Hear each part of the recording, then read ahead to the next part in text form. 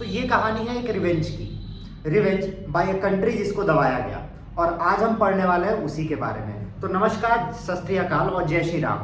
Video के अंत तक टिके रहिएगा क्योंकि आज हम लेके आए हैं वर्ल्ड वॉर का पार्ट 2, जो कि इंडियन हिस्ट्री के रिस्पेक्ट में भी बहुत ज़्यादा इंपॉर्टेंट है, जिसने हमें आज़ादी दिलाई और जिसका पार्ट 1 हम ऑलरेडी पढ़ चुके हैं। ये आपके बोर्ड एग्जाम के रिस्पेक्ट से चैप्टर बहुत ज़्यादा इंपॉर्टेंट है। जितना इंपॉर्टेंट पार्ट 1 था वर्ल्ड वॉर का, उतना ही इंपॉर्टेंट पार्ट 2 भी है।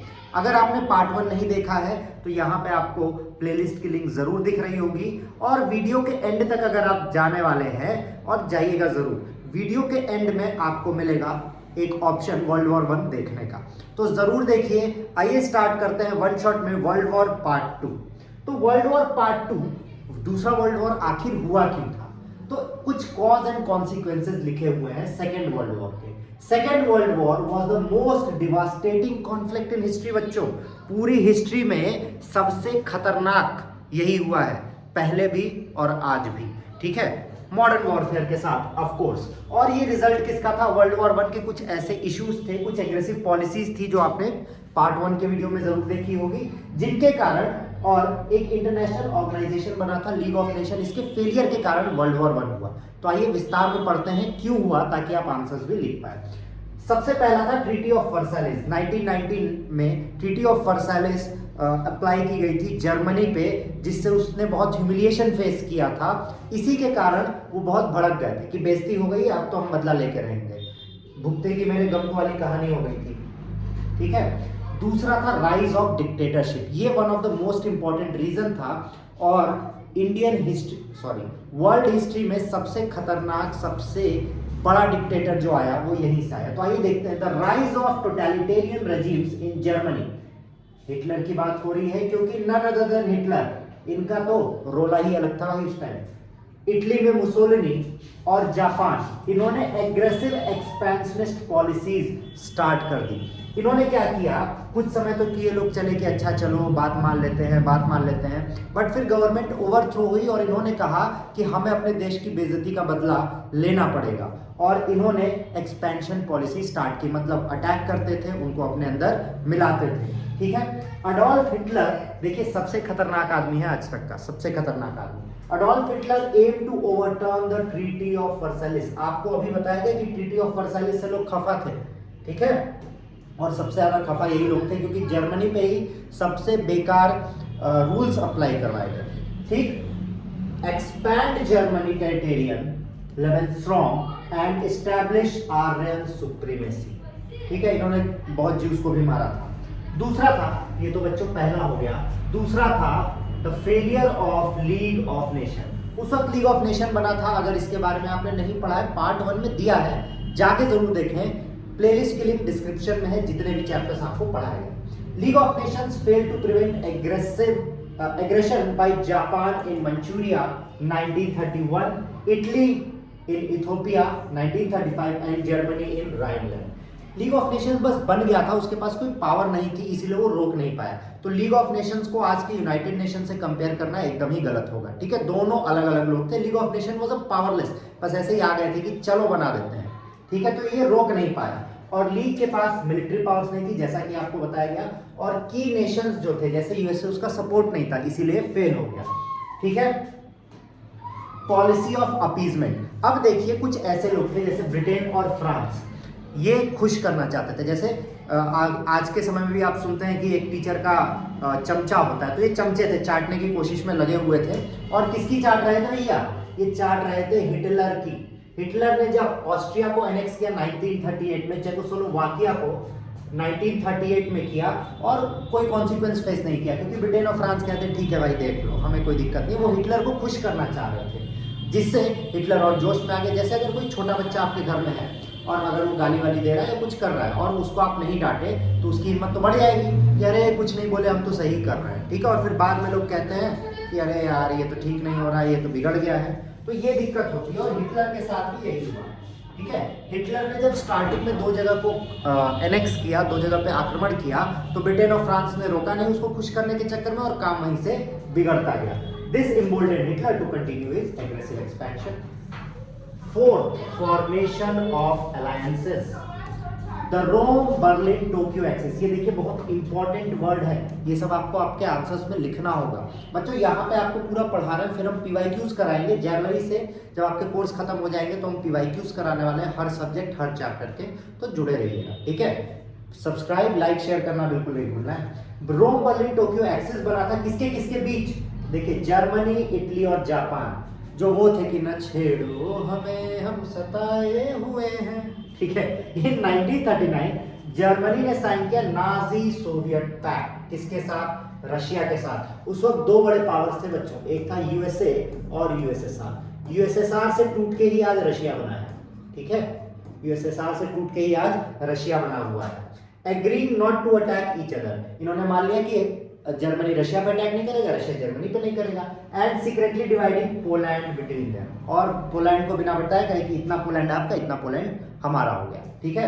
इमीडिएट कॉज क्या था, जैसे इन्होंने पोलैंड तो डिवाइड कर दिया, पर 1 सितंबर 1939 को जर्मनी ने पोलैंड को इन्वेड कर दिया। आपस में लोग तो बांट लिए थे, तो कहे चलो अटैक करते हैं, आक्रमण। ये भी जोश में थे, कोई रोक नहीं रहा था।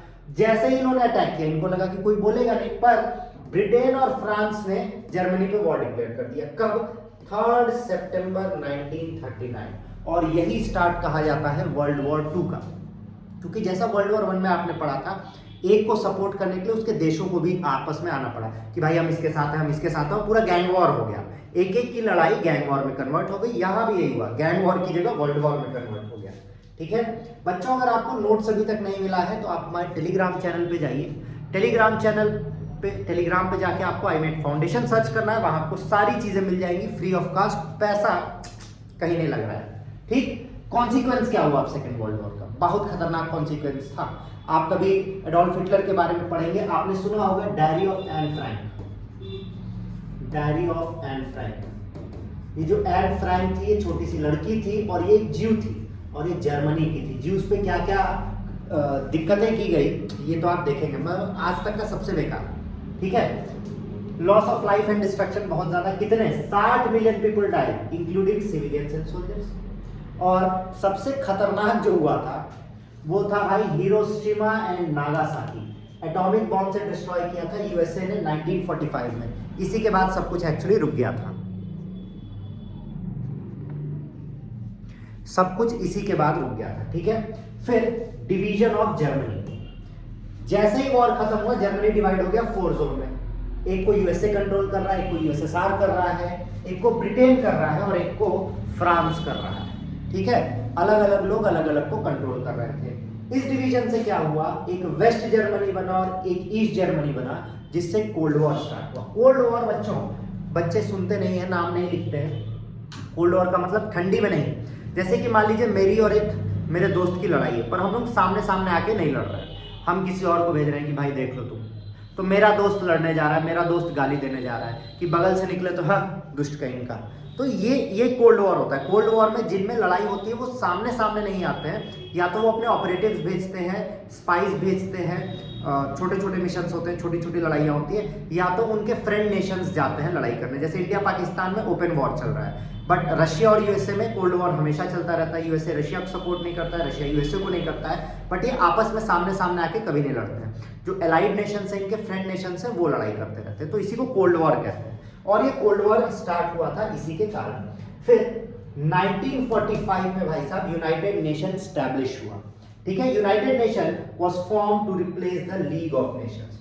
और हकीकत में बात की जाए तो लीग ऑफ नेशंस जो है वो यूनाइटेड नेशंस के सामने कुछ भी नहीं है। लीग ऑफ नेशंस बस बना दिया गया था कि चलो खाना पूर्ति कर देते हैं, दिखा देते हैं कि हम शांति चाहते हैं, ऐसा कुछ था नहीं, ठीक है। With the goal of maintaining international peace and security. अब आज भी देखते हैं जब बड़े बड़े देशों में लड़ाइयाँ होती हैं या कुछ होता रहता है तो लोग यूनाइटेड नेशंस के पास जरूर जाते हैं, क्योंकि पहले लीग ऑफ नेशन के पास ना पावर था, ना पैसा था, ना मिलिट्री थी, बट यूनाइटेड नेशंस के पास आज सब कुछ है, ठीक है। यूनाइटेड नेशंस में बड़े बड़े पावरफुल लोग हैं और यूनाइटेड नेशन बहुत हेल्प करता है। मतलब आप समझ लीजिए कि 10 बड़े बड़े लोगों का ग्रुप है, अगर आप उस ग्रुप को ही गुस्सा कर देंगे तो कंट्रीज भी आपको सपोर्ट नहीं करेंगी, तो ब्लैकलिस्ट हो सकते हैं। तो इसीलिए यूनाइटेड नेशन का बनना जरूरी था।